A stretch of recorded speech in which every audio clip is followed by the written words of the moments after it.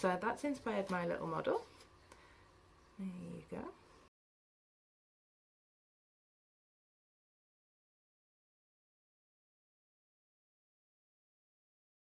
Hello everyone, it's Jill from Tully House with this week's Lego building challenge.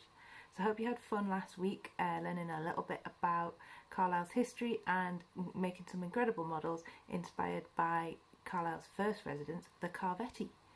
So this week at Tully House, a few of us, including myself, have celebrated birthdays, and it got us thinking about getting old and really old things. And so this week's challenge is inspired by Carlisle's oldest building, Carlisle Castle.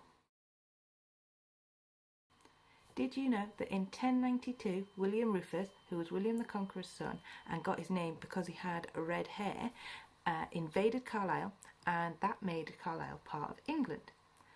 In 1093, he started building the first castle in Carlisle. As a major part of the city for almost 1,000 years, the castle's been the site of some pretty fascinating history and some really exciting events. So you can find out loads of history on the English Heritage website, but here's just a few of my favourite stories to get you thinking.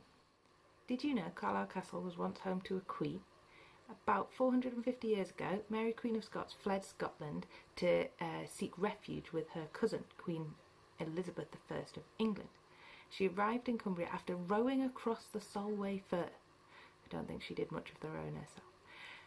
And she was escorted to Carlisle Castle, and that would begin what became 19 years of imprisonment at various places across the country. While she was at Carlisle Castle, she stayed in the Warden's Tower, which became known as Queen Mary's Tower and was sketched by the great J.M.W. Turner. She would go for walks, even riding horses, and even watching football from her window. But history doesn't always have to have happened hundreds of years ago.